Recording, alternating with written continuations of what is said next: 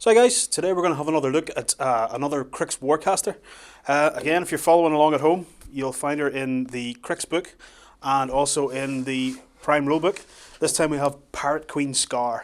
So if we'll have a look under the close cam, we'll see here's the new sculpt of Skarre.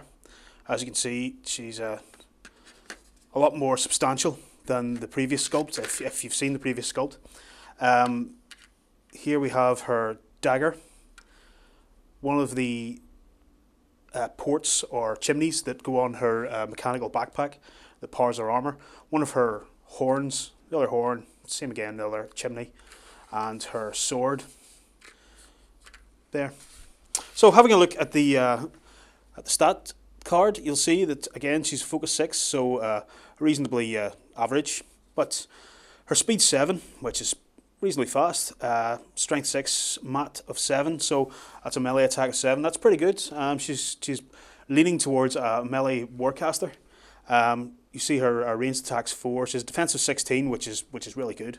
It's pretty much up there with the likes of Striker and other difficult to hit warcasters. Armor of 15. That's okay. That's enough to shrug off some light hits.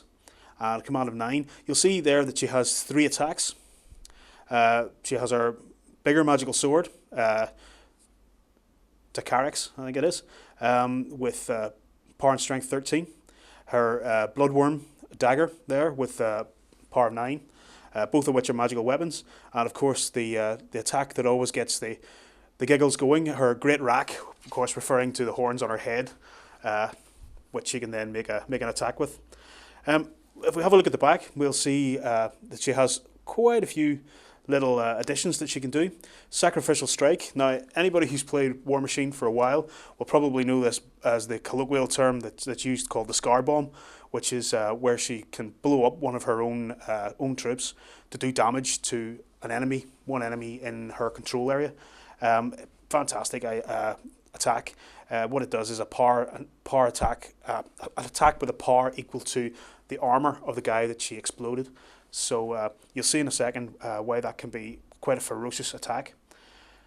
You'll see there that her sword has Life Trader, so she can take a point of damage in order to add an extra die on to her melee attack damage. So that's of course in addition to a boost that she can do, making her quite fearsome in close combat whenever she's doing some swiping away with that sword. In addition, her dagger allows her to heal damage if she kills enemy models with her dagger. And finally, her great rack, which of course can knock down opponents. Having a look at her spells, you see she's got a few spells there that we can have a look at. She's got Backlash. Now Backlash is one of those spells that you can cast onto a warjack that allows you to damage the warcaster that controls that warjack. How it works is that if the warjack affected by this spell takes any damage, the warcaster who controls it takes 1. So there's a way to work that whereby if you can hit with a lot of attacks that are only going to do 1 or 2 damage to the warjack, you can rack up an awful lot of damage on that warcaster. That works particularly well with troops like Mechanothralls. Mechanothralls against a light warjack, they have just about enough power on a good roll, or an average roll, to do 1 or 2 points worth of damage to a light jack, and they attack twice with both their fists. So Mechanothralls are one to think about, because what we'll see one of the spells later on that also interacts quite well with them. And Backlash as well also works with the Styxis Blood Raiders and the Styxis Raiders, who are the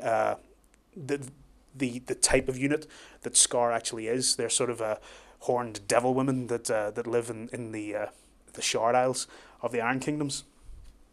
So her next spell is Blood Rain. It's an AoE spell. It's going to cause corrosion. It costs 3 focus as well. Not too bad considering the fact that Skarre herself can generate quite a bit of focus per turn, as we'll see in a second. Dark Guidance. That's any of her any models in her control area gain boosted attack rolls. Costs her 4 focus, so it's quite a lot. But again, you're getting quite a good benefit from that.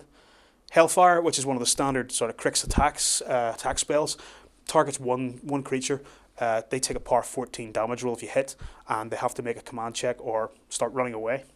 But the last one, Ritual Sacrifice. For 2 focus points, she can destroy one of her own troops. So again, something like the Mechanothralls that's cheap. You can destroy one of those, and in turn, at the start of the next turn, you determine how many focus points you get. You get a D6 extra focus points for destroying that one unit, or one model, sorry. And like I say, that's really good if you're going to interact it with something like Mechanothralls, something cheap, something a bit throwaway. But I mean, I would often go with Mechanothralls whenever I would run Skarre, just simply because they have 2 attacks. They can use Backlash, and if necessary, I can ritually sacrifice one of them in order to gain some extra focus. When I gain an extra focus, if you roll the d6 and you manage to get 4, then that's a free Dark Guidance for you for that turn. Whether you want to use, of course, a Dark Guidance is up to yourself, but it's often one of the best uses of that additional focus is to give everything in your control area a boosted attack roll. So we'll have a look quickly at her feat, which, as you can see, is Blood Magic.